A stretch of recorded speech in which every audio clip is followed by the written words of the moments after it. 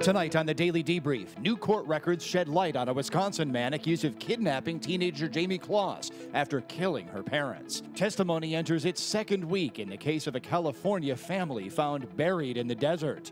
Plus, an apparent shakeup in a movie mogul's legal team. That's straight ahead on the Daily Debrief for Monday, January 14th.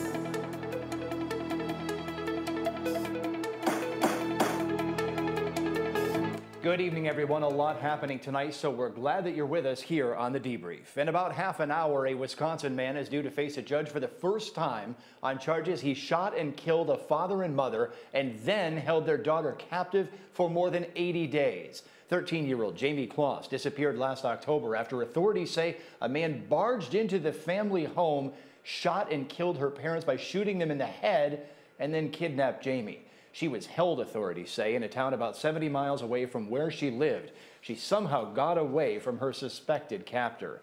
According to a criminal complaint document filed this afternoon, 21-year-old Jake Thomas Patterson confessed to the crimes the minute police pulled him over. He later described to police how he planned the attack. Patterson said he targeted Kloss after seeing her get on the school bus while he was driving to work at a cheese factory. He said he planned things out, chose a lethal shotgun, wiped down the shells, and shaved so he would not leave hair behind at the scene. He coasted his car down the road, got out, pounded on the door of the Kloss house, and shot Jamie's father through the front door. Then the documents say he confronted Jamie and her mother, who were hiding in the bathroom. He then said he killed Jamie's mother and dragged Jamie away. There is no evidence in the court documents thus far that Kloss was sexually abused or sexually assaulted. Patterson is due in court at 4:30 Eastern Time to answer these charges. Last week, the neighbors who found Jamie and called for help told their stories to Law&Crime. When I saw her, I knew she was in trouble because I knew wherever she came from, she left in a hurry. I didn't know if somebody had just dropped her off or because she just had on a sweatshirt and leggings and shoes that were too big for her. All I knew is when she told me who she was, I obviously know the circumstances of her disappearance and what happened to her parents, and I knew the person who had her was not a good person, and I needed to have her in a safe place. I went to the first house I thought of because I kind of know the guy there, but he wasn't home. So then I said, okay, Kristen lives down the road from me. I know she's a teacher. I know she'll help us. My first thoughts were I basically went into shock. I mean, it was like I was literally seeing a ghost. We've seen pictures and TV ads and all this stuff, and to have her come in the house and say, this is Jamie Kloss, call 911, was unreal. You know, I didn't think she was alive, and then to see that in my kitchen was quite the shocker. She said she did not know him before this happened. We didn't ask any questions other than who was it and what are they driving, because we were on the phone with 911 at the time, so we were able to give them the name and the color of the car that he was driving anyway. We asked her if she was okay, we asked her if she wanted like something to eat, something to drink, and she said, no, I'm fine. And she looked really cold, so I just got a blanket off of the couch, and I said, you look cold. If you're not, you can take it off, but put this blanket on because you look like you're freezing. She was here for approximately a half an hour altogether. When the police, it was probably about 15 to 20 minutes before the police arrived at the house, and then they were here for maybe 5 minutes or so. Once they identified her, they had another car come in and get her out of here and get her to safety. I told Jamie when she was sitting on my couch yesterday, I just said, I am so glad to see you. Criminal defense attorney Nicole DeBorde is joining me tonight. Nicole, the criminal complaint in this case is 12 pages long. It's very detailed. It's full of interviews with both Jamie and the defendant. An ethics question now. Is this too much information, and did prosecutors destroy the defendant's right to a fair trial by releasing that much information? I don't think that they've destroyed his right to a fair trial. This case has already been very public. There's been a nationwide hunt to try to find this missing child. I'm not sure that they could have brought any more attention to this horrific crime just by publishing the facts as they know them. On the other hand, go on. Oh, I'm sorry. Go ahead. Finish the thought. You know, on the other hand, when you have a complaint that's so detailed, the prosecution sometimes creates a problem for themselves because they have laid out all of these facts as they understand them, and any deviation from what they've put in the complaint in court can pose problems from an evidentiary standpoint for the prosecution. That can get tricky. Look, there's no evidence of sex crimes here. Question now, is it possible that hypothetically, if such a crime did occur, that it would be filed separately under seal? It's definitely possible that they either elected to file it under seal or that they have elected not to file it at all because they don't want all of the pleadings about those sort of allegations to go so public, just like these allegations have. They have enough of a case to keep this man in prison for the rest of his life without sharing such hurtful and terrible details for this child. And one last question here. Police say in the document that as they were heading to the scene where Jamie's mother called 911 before she died, they passed a vehicle which officers were able to describe. It was heading away from the scene.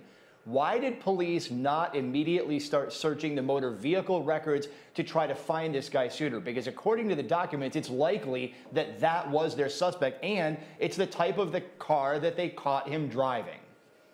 You know, I think that that's a very excellent question that you're asking, and it caught my attention as well when I was reviewing the complaint as they filed it.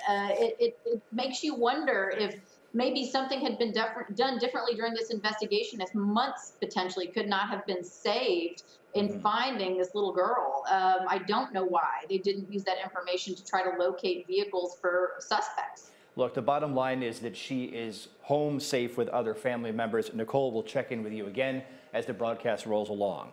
Now to the so-called McStay family murders in California. Defendant Charles Merritt faces a possible death sentence if convicted in the killings of business associate Joseph McStay, McStay's wife, and McStay's 2 sons. The family disappeared February 4th, 2010, and for a time, authorities thought they may have moved to Mexico to avoid business debts. Their bodies, however, turned up buried in the Mojave Desert in November 2013. 1 year after that, authorities arrested Merritt. Merritt's DNA is on the steering wheel and gear shift of the McStay family vehicle found abandoned near the border. But the defense says that's because Merritt and McStay shook hands at a restaurant before the disappearance.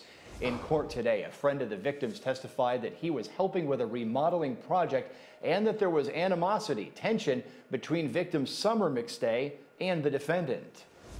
Who all was at the house on the 31st with you while you painted these 2 walls?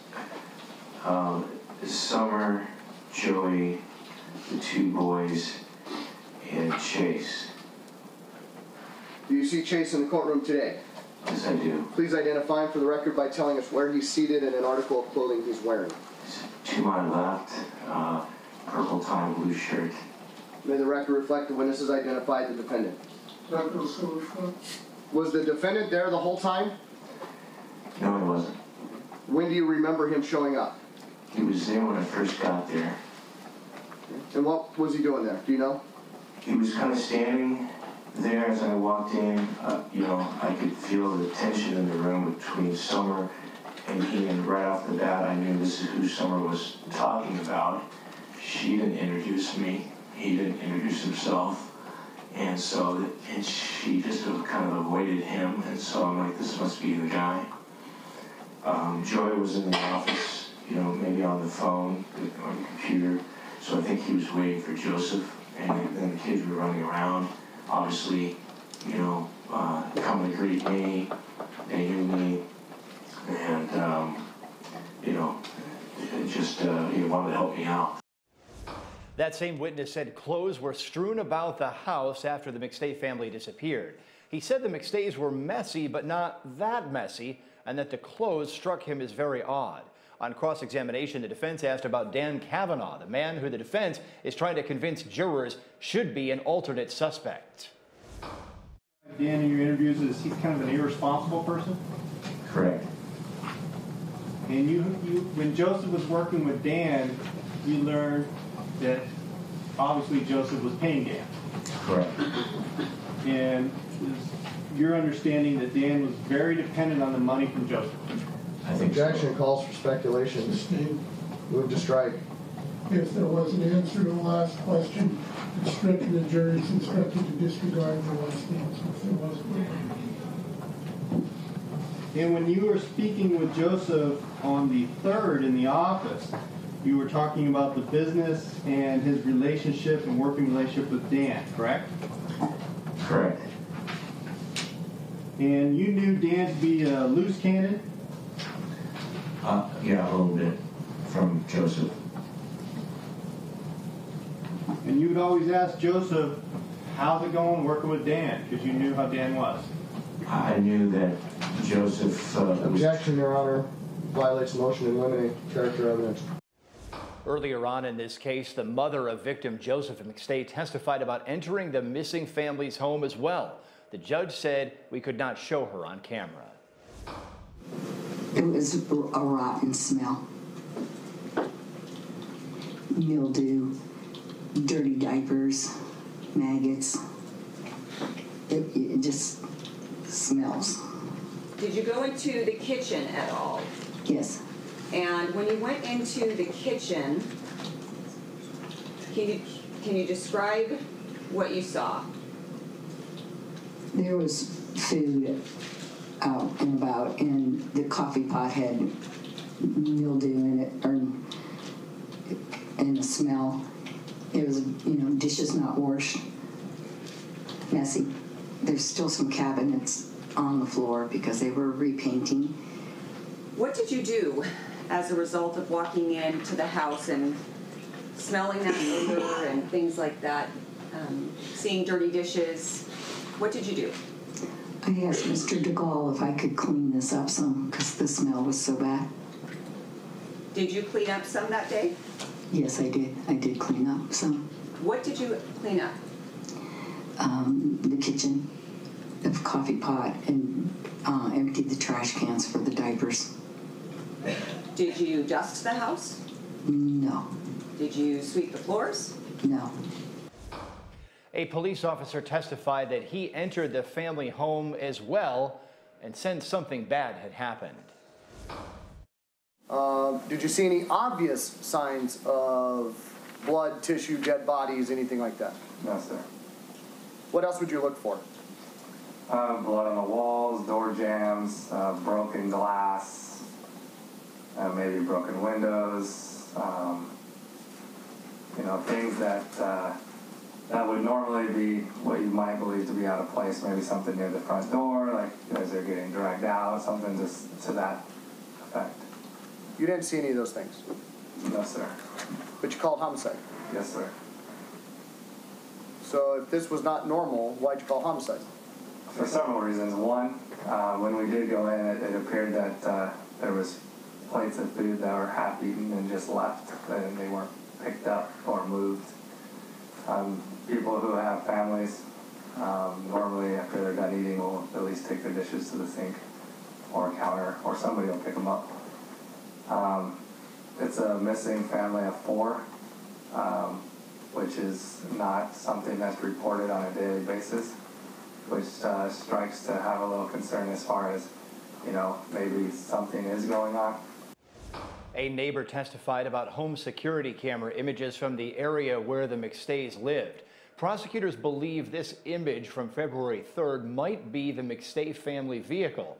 They think another image from the next day might show the defendant's truck passing through the neighborhood. Traffic in the area is rare because the McStays lived on a cul-de-sac. The defense says the height of the taillights in the next image does not match up, however, with those on defendant Chase Merritt's truck. One issue in this case was the mention of the defendant's criminal record. He had a record. The defendant told you he didn't want to go in that house because he had a prior record. Leading. Overruled. He had had some trouble with the law, and he didn't want to go in. I don't remember the exact wording, but